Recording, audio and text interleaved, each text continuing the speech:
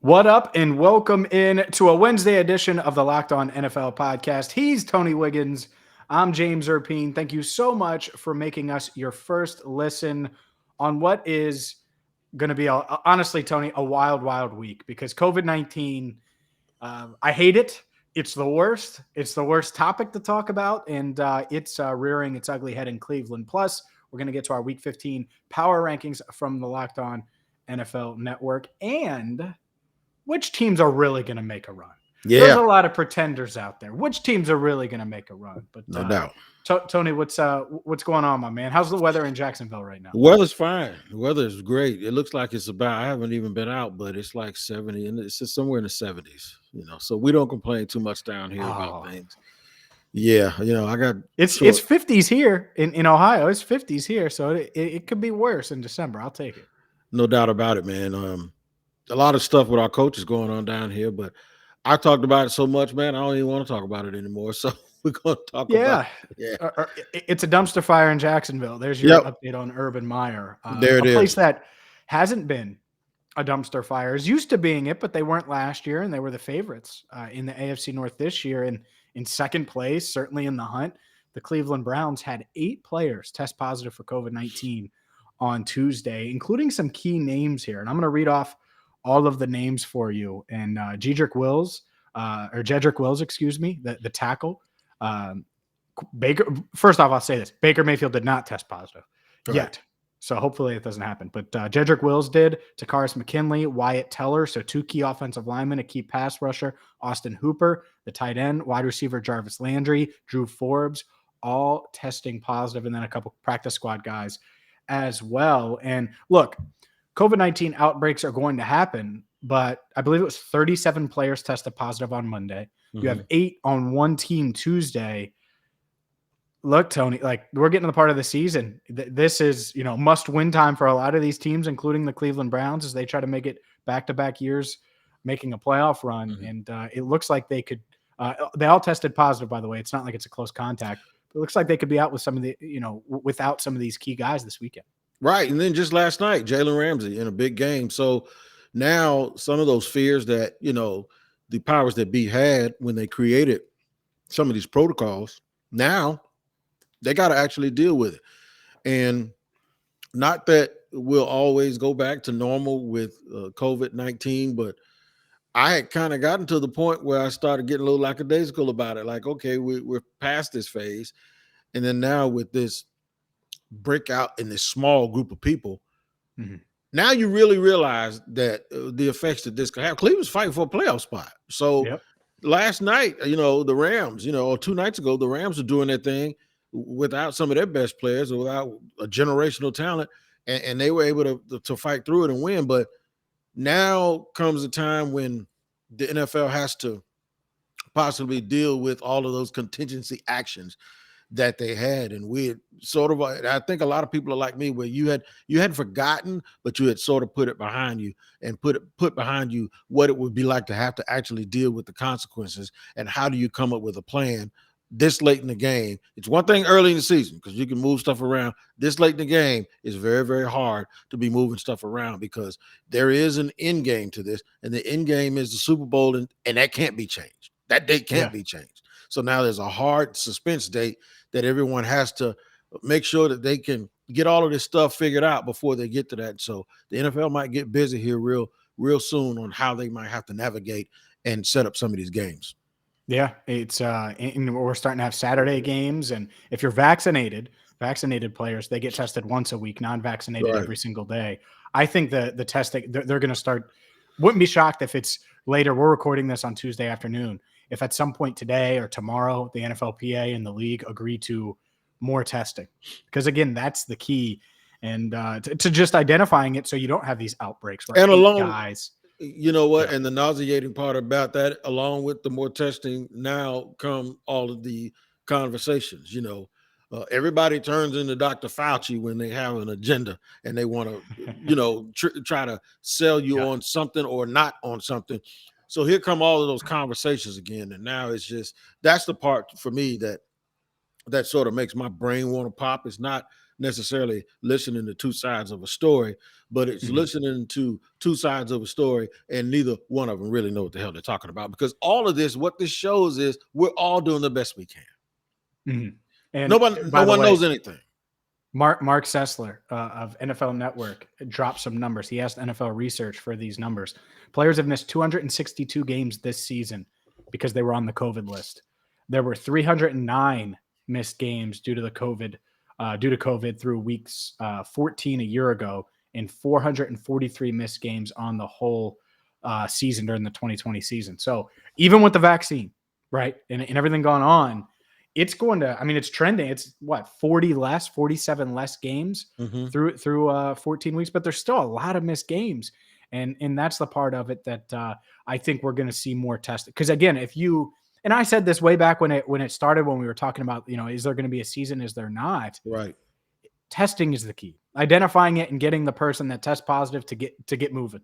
And obviously the vaccine is meant to protect and everything like that, but it's not this shield that's going to make it impossible for you to get COVID. And I think that's something that people are certainly realizing and have realized over the past 4 or 5 months. The other thing here, and this is the thing that would really suck. You're right. Hard date with the Super Bowl, playoffs, right? There's 4 weeks left in the NFL season, the regular season, 17 games, all of this blood, sweat, tears for years for some of these guys that are on contenders. But what if you're on one of these teams and you test positive and you can't play in the playoff game, right? You're Jalen Ramsey and it's a playoff game against the Cardinals, and then you lose and then you go home. That's the part that would really, really suck or cost you a chance to go to the playoffs, like in the Browns case. So that's the part of it that is it's awful. Unfortunately, I think what you have to do, you have to treat it like an injury. You have to treat it like a player who's hurt, and because that's pretty much what it is. And hopefully we won't have to talk about asterisks and all of that stuff, because really it's just a matter of everyone doing the best they can absolutely do. And we're still in a learn as you go basis. So I don't have a lot of answers for it, man, but I'm going to obviously watch it and watch it very closely. And hopefully, I was shocked though. I ain't going to lie to you. If I'm telling you right now, I was really, really shocked that things took a turn like this, because it kind of took us back to something that we had, gotten beyond, where it's just like a real quick breakout in front of a small, like when baseball had a whole bunch of players test positive at one point. We haven't had to deal with that this year. And now for it to come up at this point, it's a little bit, disheartening, a little bit scary. It is. There's no doubt about that. And coming up, we're going to dive into our Week 15 power rankings. But up next, contenders.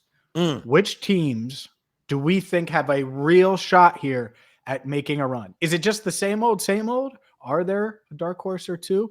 Maybe Tony Wiggins likes the Cowboys again, like he's liked all season long.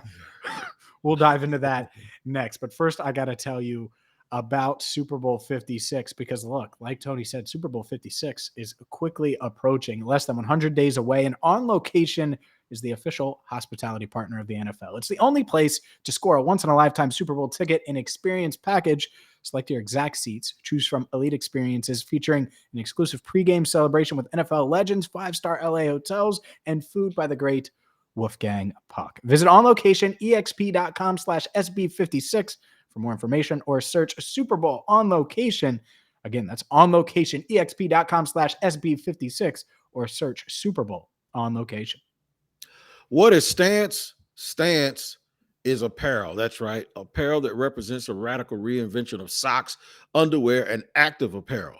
With a sharp focus on comfort, quality, and creativity, Stance brings an atypical aesthetic alongside some of pop culture's hottest collaborators for the ultimate in style and self-expression, because everything you wear should be a direct extension of who you are and how you feel. I'll tell you what, I stand on my feet a lot in my other profession, and every now and then when you have a poor product in the terms of a sock and maybe even other undergarments, and you get that bad stitch, you might as well have a sailboat in your foot if you're going to be standing up all day. You don't have to worry about that stuff with Stance, though, because that discomfort does not exist, because it is a superior product, and I want you to try it out. So what I need you to do is go to Stance.com Stance.com. That's right. Go to stance.com and you're going to get 15% off your first purchase. Use the promo code locked on at checkout to apply. Enjoy the color and comfort of a life less ordinary with Stance. Now, Stance believes that the perfect fit matters more than fitting in.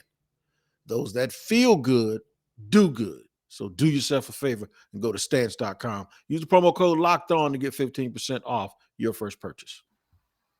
All right, Tony, let's dive into what could be, our predictions now. Week 15, I think a lot has changed. At the Right. same time, a lot has stayed the same. Yeah. Packers, the Tampa Bay Buccaneers, they're two of the best teams in the NFC. Oh, wait, they played in the NFC title game in January. Right. So no shock that they're at the top of that conference again. The Kansas City Chiefs appear to have figured it out, and we'll see on Thursday night if they keep it rolling against the Chargers. What team to you, if you had to make a pick, do you think is going to make this Super Bowl, right? It could be one in each conference, multiple in the conference. Who's standing out the most? Who's impressed you the most? Because I think a lot of people just assume that it's been a lot of parity. And I think there has been, but I also think that these elite teams have separated themselves over the past month. I think Green Bay is the one. If you told me right now I had to lay everything that I've ever owned or will ever own on a team to make it, I think it'll be Green Bay. They had home field advantage last year. Outside of a couple of boneheaded plays, they actually outplayed Tampa. And this is when Tampa's secondary was even better than they are now. I think the Packers are the real deal. And I don't think they're going to make the mistakes that they made last year, like giving up a touchdown to that little kid that just checked into the game at the last minute, at halftime. And I really do believe that they are as close to a complete team. I do, however, have another team that is not considered one of those top teams that I think is super dangerous, and that is the San Francisco 49ers. And you saw them firsthand the other day. They can rush the passer without blitzing. They can, even though they had, me, you, and Ross Jackson in the secondary, they figured it out some type of way, because when you can rush the passer, you can get away with that stuff. And then they're dynamic on offense. They can block. They can block Trent Williams. I don't care who you line up over there. You can feel like we're okay over there. He's gonna be all right. You can put Myles Garrett over there, and Trent Williams is gonna be fine. I ain't gonna say he's not gonna get beat once or twice, but he's gonna be fine. So you don't have to double. And you got Kittle, and you got Debo, and then you got the running game with that quirkiness that they do. They're dangerous. I wouldn't want to be messing around with them if I was a whole bunch of those teams. You better watch them in that division too. Yeah. No, I agree with you. I think that because here's the thing, you look at it, I think they have an innovative head coach, a guy that could certainly get hot. He's been to the Super Bowl as an OC with Matt Ryan. So it's not like, Jimmy Garoppolo's, and Jimmy's not Matt Ryan. No. But he's, one of these game manager type quarterbacks. But when you have George Kittle, when you have a dynamic, unique running game and rushing attack, and you have a guy like Deebo Samuel who can do it all, can make big catches, he can obviously run, had a nice touchdown run the other day, and seems to always find the end zone one week or another. So there's your little fantasy football tip. Deebo Samuel's good. I think that you're right. They're certainly capable of making a run, because can they protect? Well, they got Trent Williams. That's a good start. Can they score points? Yeah, they're getting healthy, and they certainly are capable of that. Can they get after opposing quarterbacks? Absolutely. So you check 3 of those boxes. Now, for mine, and that's what's tough, is that NFC West, man. It's wild. It is really good outside of Seattle. And who thought that, right? Who would have predicted that Seattle? It's going to end that whole Pete Carroll, Russell Wilson thing. Yep. That division is good. You're making that go away, right? So the 49ers, really, really good. The Rams, and that's kind of it's weird, and I know it's flashy and all that, but Van Jefferson, Cooper Kupp is unstoppable. And Odell Beckham Jr., 3 straight touchdowns, a touchdown in 3 straight games. And so it's like, okay. And the reason I like the Rams is they have a tackle. I know he's 40 years old, but my old friend Andrew Whitworth is still playing at a pretty high level. Yes, he is. And Matt Stafford is better than Jimmy Garoppolo. And so that's the point. That's the part of this. I do look at quarterbacks in the postseason. If the 49ers go down 14-0, are they going to be able to make a run? I don't know. And I get it. The Rams have lost to some of these elite teams, and they've gotten beat up physically, right? They've lost at the point to the 49ers. The Green Bay walloped them. But I think they have a chance. So if there's like a dark horse, and it shouldn't be a dark horse, they have Aaron Donald, Von Miller, Odell Beckham, you have all these stars. I would say don't sleep on them. But isn't it kind of funny? He's 44 years old. Just keep You look forgetting up, about it. Yep. and your old friend Leonard Fournette is this is why he was the fourth pick. He is playing at such a crazy level right now. Yeah, he is. In the two running backs in the NFL that surprised me the most this year, James Conner and Leonard Fournette. And I don't think, just because I'm on a fantasy football kick, I don't think I had him anywhere. Maybe Connor in a league or two, but I was just low on him. And both guys are dominating. So Yep. Give me a couple L's there. But yeah, I like the Bucs a lot too. But the team, if I had to pick that, and it kind of feels like their Super Bowl run, I think Patrick Mahomes and the Kansas City Chiefs. Yeah. Just head and shoulders above the rest of the AFC. I'm not saying they're going to finish with the 1 seed. Who knows? Maybe they lose to the Chargers. But they're not going to be afraid to go on the road to play any of these teams. No. And I think if I had to pick a team, after all of the discussion, after all of what's wrong with Patrick Mahomes, might not be anything by the time the games really, really matter in January. And that's certainly how they're trending. I can say something about him that you usually say about basketball teams or even boxers, because normally you don't say this about NFL teams because you don't have time to be bored. I thought the Chiefs looked rather bored early in the year. Like, come on, let's just get to the games that count. And normally that's not what happens.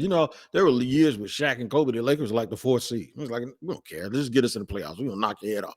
But the NFL isn't really the kind of game you turn on and off. But I think they were bored. I saw Mahomes flipping the ball, throwing left-handed passes, and not taking the short. The reason why I think that is because he wasn't taking the short stuff. He's like, man, I don't want these 8 yards. You can take them 8 yards and eat them for lunch. I want them 37. You know what I'm saying? So It's just like somebody probably, look, dude, we're going to lose if we don't take those 8. Let's just use the screen game the way Andy Reid has done for his entire career. Throw some screens, take a little check down, get some first downs, calm down, let our defense rest up. Chris Jones is back doing what Chris Jones does. So now it's like, oh, there y'all go. We missed you. You know what I'm saying? So we're just going to have to wait and see how it plays out. But as these teams come down the stretch, now let me say something to you about those Dallas Cowboys. Hold on. I know come on, man. I had to, because you started it. Mm-hmm. They really, really, really can turn you over on defense. And that, to me, doesn't mean they're going to make a run, but it means like they're going to make somebody have a bad day in the playoffs. Mm-hmm. Because with Randy Gregory and Michael Parsons, who might be the defensive player of the year, they are unreal. And those guys jumping routes. Now, you might beat them 40-20, but they might beat you 40-22. They are the Cowboys are the cousin that nobody wants to invite, because they know the second he comes over here, somebody's going to do something they ain't got no business doing. And that's the team that nobody wants to play. I'm telling you. Yeah. Them and the 49ers. Well, because they have a really, really high ceiling. And I think the Cowboys' ceiling is even higher, honestly, than the 49ers. Right. Now in the question in a wild and quirky type of way, you're right. Yeah. Now the question is the coaching, right? The question is, will they be able to get fully healthy? But if they do, I agree with you. You don't want to play them in that first week, because it's a headache. So we'll see where the Cowboys are in our Week 15 power rankings and who's at the top. The Cardinals lost. They were number 1. How far did they drop? Did they drop? We'll tell you next. But first, I got to tell you about the best protein bar on the planet, Built Bar.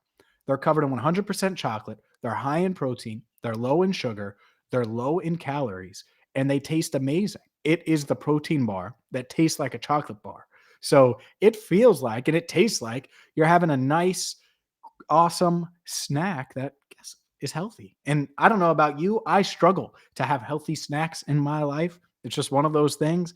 And Built Bar is real easy. You can take it with you anywhere you go, and you're going to get a protein punch. So whether it's post-workout, whether it's midday, maybe you just need a snack after that big Zoom meeting, check them out right now. Built.com. You're going to save money just because you listened to Locked On NFL. Use promo code LOCK15 and you're going to get 15% off your order. Again, use promo code LOCK15 for 15% off at Built.com. All right, man.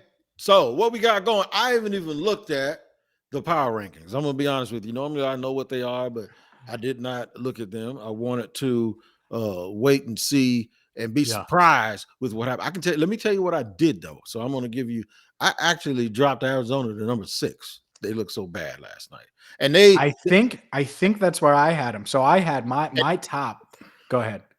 they've lost 3 games at home. You can't Mhm. dominate. You can't be a dominant team and lose 3 games at home. And for all the people that said, when has Matt Stafford ever won a big game? Well, he beat Arizona on the road and he beat Tampa. So he's beat Tom Brady and he beat the kid that everybody thought was going to win the MVP, which he's not, in Kyler Murray. So let's Yeah, just I got set that that wrong. straight. Right. Yeah, I got that wrong. Yeah, my top five. Either way, let's just get to it, and I'll just discuss it here. I put it on the background here. Well, we'll do this. Nope, that's not going to work. Either way, I'll start reading them off. Packers. Hold on. Leave my ugly mug. Oh, no, that won't work. You're right. You go ahead and read It's it all out. right. I'll figure it out here. We'll put it in the overlay here in a second. I'll switch it on YouTube. But if you're listening to this, you can't see it, but I'm gonna let you know anyway. The Packers, number 1 in the power rankings. No surprise, they're 10-3. They're the first seed in the NFC right now. The Bucks right behind them, 10-3. The Chiefs all the way up to number 3. The Rams move up to number 4, and the Cardinals 5th. So you had the Cardinals 6th, and they're 5th. Followed by the Patriots, Cowboys, Chargers, Titans, and Colts. That is your NFL top 10 in our power rankings for week 15. I actually had the Cardinals 6. I had the Patriots? I had the Patriots 3rd, and the Chiefs 4th, and the Rams 5th. So that's how I had it. And the reason why I couldn't put the Cardinals 6 because they just lost head to head to the Rams last night. So that's how I had those guys. Dallas, I had at 7. The Chargers, I do not think I had at 8, but I think I had the Titans at 8. But here's what I had. I had the 49ers, who are 12th on here, higher, and I had the Colts, I believe, a step up at like number 9, because even though they're 7-6, there's not that much difference between them and like the 8-4 Cowboys. I mean, who you have more confidence in right now? The team that's come surging. We were just talking about the Colts like 3 or 4 weeks ago. They were like number 24. So they surged all the way up to the top, and they're sitting there at number 10. That's another team that's in a very, very good spot and dangerous because of Jonathan Taylor and because of the way that they play defense. So very, very interesting. Let me run 11 through 20 for you, James. Bills, Niners, Ravens, Browns that we talked about, your Bengals. How about the Washington football team at 16, 17 in the Broncos, 18 is the Vikings, 19 the Raiders, 20 the Steelers. I'm scared for Baltimore because they just look so abysmal in the last few weeks. The Browns, though, have something because they have a lot of talent, but now with this outbreak of the COVID-19, that puts their opportunities in a bad place. Yeah, and they don't have any downfield anything. And that's the problem, man. When you have a quarterback like Baker Mayfield, I want to be able to say, all right, you can go to him or him. And what happens when a team, I get it, Kareem Hunt, Nick Chubb, if Hunt is healthy for the playoffs, you feel good about the running game. But you're going to tell me Austin Hooper, David Njoku? I love Jarvis Landry. I think he's a nice player. You kidding me? That's the guy. And so like they don't wow me at the skill positions. And so if you don't have this, high level elite type quarterback that's top 5 in the NFL, I just don't know if you're going to make a multi-week playoff run with the Browns with the roster the way it's constructed. It's weird. The whole AFC North is weird. You got teams 13 through 15. You got the Steelers at 20. None of them have a losing record, and all of them are still in the hunt for the division. But it seems like none of them want to seize it, and they're up and down. And obviously, Lamar Jackson's health is going to matter with part of that. But let's finish off the rankings here: 21 through 32. The Eagles, Dolphins, followed by the Saints at 23, Seahawks 24, Falcons at 25, and they're 6-7. I mean, they're flirting with a winning record. The Panthers 5-8 on the year. They're 26th, followed by the Giants 27th, Bears 28th, the Jets 29th. These last 4 teams, man, are just brutal. The Jets 29th, Lions 30th, Jaguars 31st, and Texans 32nd. And something has to give, right? Don't the Jags play the Texans this week?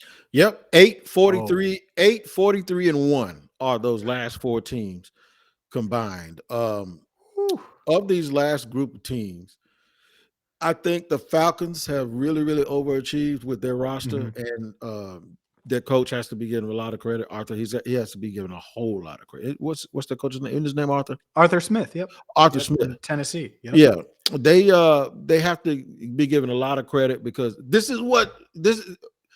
that's kind of what everybody expected the Jaguars to do. Like, not Yep. really be good, but find a way to be. They're 6-7, man.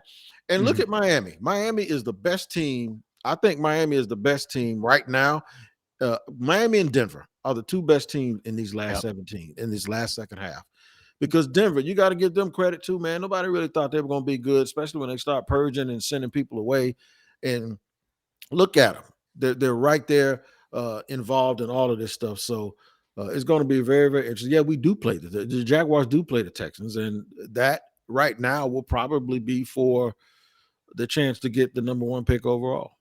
Yeah, either number 1 or number 2, right? Since the Lions Right. only have 1 win. That's I wonder if Urban's like, "Hey, let's lose. We're not rolling with Trevor. We're gonna sit Trevor." Not that Trevor's playing, They anyway. actually considered benching him the other day too, by the way, when That's what I heard. he Yeah, which threw is 4 picks, but they were mainly doing it because of his development, because they realized he was playing hero ball. He was trying to press, and they were like, nah, the game is out of reach. They were going to take him out, but they decided not to. So fun week. It really seemed like just a few weeks back, James and I were talking about how there was 2 or 3 teams, and then there was like 12 teams with no separation. That has changed. Now yeah. there's a ton of separation, and now you see who the really elite teams in the league are. So it's going to be fun to watch this as it finishes up. I tell you what, you can check out the Locked On Bets podcast with your boy Q and Lee Sterling. You need to get with that before you start making wagers on all of these games that's going on. Even though the stakes are high, Vegas can still be tricky. So you make sure you listen to that, and Lee Sterling to give you the ins and outs and the things to do. Follow it, subscribe to it, and like the Locked On Bets podcast and make it your second listen of the day. Jamie, has been fun as always, man. Enjoyed that 50-degree weather. I'll suffer through this 77-degree weather down here in Florida, 77 and sunny. Somebody has to do it and put up with it. But until next week, James Rapien and Tony Wiggins signing off here on Locked On Jaguars. Y'all take care of Locked On NFL. Y'all take care of each other. Thank you.